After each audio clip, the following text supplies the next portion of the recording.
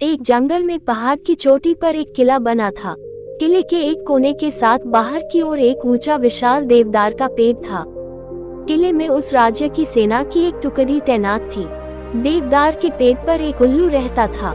वह भोजन की तलाश में नीचे घाटी में फैले ढलुआ चरागाहों में आता।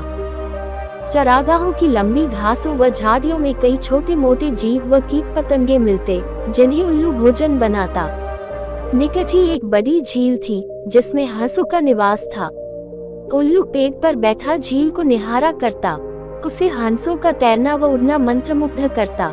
वह सोचा करता कि कितना शानदार पक्षी है हंस।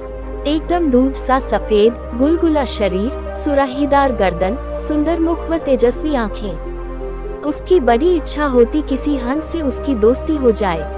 एक दिन उल्लू पानी पीने के बहाने झील के किनारे उगी एक झाड़ी पर उतरा। निकट ही एक बहुत शालीन व सौम्य हंस पानी में तैर रहा था। हंस तैरता हुआ झाड़ी के निकट आया। हंस ने चौंक कर उसे देखा और बोला, मित्र, पानी प्रकृति द्वारा सबको दिया गया वरदान है। इस पर किसी एक का अधिकार नहीं। उल्लू ने पानी पिया, फिर सिर हिलाया जैसे उसे निराशा हुई हो। हंस ने पूछा, मित्र, असंतुष्ट नजर आते हो, क्या प्यास नहीं बुझी? उल्लू ने कहा, हे हंस, पानी की प्यास तो बुझ गई, पर आपकी बातों से मुझे ऐसा लगा कि आप नीति व ज्ञान के सागर हैं। मुझ में उसकी प्यास जग गई है। वह कैसे बुझेगी?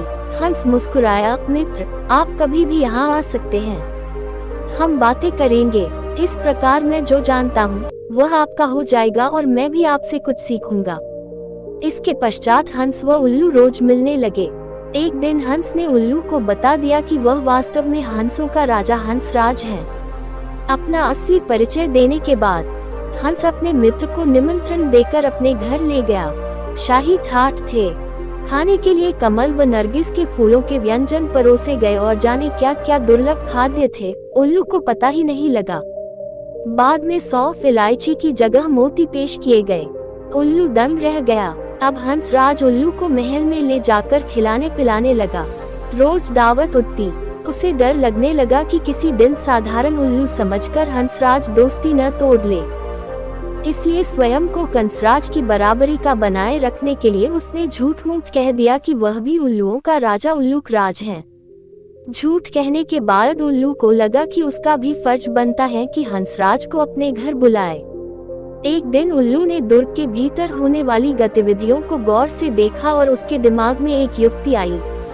उसने दुर्ग की बातों को खूब ध्यान से समझा, सैनिकों के कार्यक्रम नोट किए। फिर वह चला हंस के पास। जब वह झील पर पहुंचा, तब हंसराज कुछ हंसनियों के साथ जल में तैर रहा था। उल्लू को देखते ही हंस बोला, मित्र, आप इस समय? उल्लू ने उत्तर दिया, हाँ मित्र, मैं आपको आज अपना घर दिखाने व अपना मेहमान बनाने के लिए ले जाने आया हूँ। मैं कई बार आपका मेहमान बना हूँ, मुझे भी सेवा का मौका दो। हंस ने टालना चाहा, मित्र, इतनी जल्दी क्या है, फिर कभी चलेंगे। उल्लू ने कहा, आज तो आपको लिए बिना नहीं जाऊंगा। हंसराज को उल्लू के साथ जाना ही पड़ा। पहाड़ की चोटी पर बने किले की ओर इशारा कर उल्लू उठते उठते बोला, वह मेरा किला है। हंस बड़ा प्रभावित हुआ। वे दोनों जब उल्लू के आवास वाले पेड़ पर उतरे तो किले के सैनिकों की परेड शुरू होने वाली थी। दो सैनिक बुर्ज पर बिगुल बजाने लगे। उल्लू दुर्ग के सैनिकों के रिज के कार्यक्रम को याद कर चुका था, इसलिए ठीक समय पर हंसराज को ले आया था। उल्लू बोला, देखो मित्र, आपके स्वागत में मेरे सैनिक बिगुल बजा रहे हैं। उसके बाद मेरी सेना परेड और सलामी देकर आपको सम्मानित करेगी। नित्य की तरह परेड हुई और झंडे को सलामी दी गई। हंस समझा सचमुच उसी के लिए यह सब हो रहा है। अतः हंस ने गदगद होकर कहा, धन्य हो मित्र, आप तो एक शूरवीर राजा की भांति ही राज कर रहे हो। उल्लू ने हंसराज पर रौब डाला, मैंने अपने सैनिकों को आदेश दिया है कि जब तक मेरे परम मित्र राजा हंसराज मेरे अतिथि हैं, तब तक इसी प्रकार रोज बिगुल बजे व सैनिकों की परेड निकले। उल्लू को पता था कि हंस को उल्लू ने फल, अखरोट व बनशा के फूल खिलाए। उनको वह पहले ही जमा कर चुका था। भोजन का महत्व नहीं रह गया। सैनिकों की परेड का जादू अपना काम कर चुका था। हंसराज के दिल में उल्लू मित्र के लिए बहुत सम्मान पैदा हो चुका था। उधर सैनिक टुकड़ी को वहां से कूच करने के आदेश मिल चुके थे।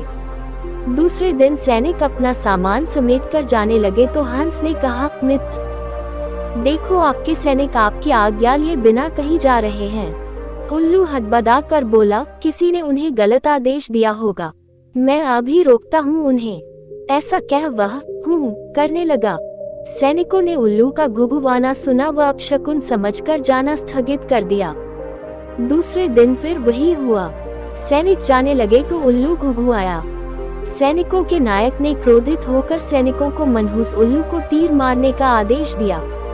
एक सैनिक ने तीर छोड़ा। तीर उल्लू की बगल में बैठे हंस को लगा। वह तीर खाकर नीचे गिरा व फफडाकर मर गया। उल्लू उसकी लाश के पास शोकाकुल हो विलाप करने लगा, हाय, मैंने अपनी झूठी शान के चक्कर में अपना परम मित्र खो दिया।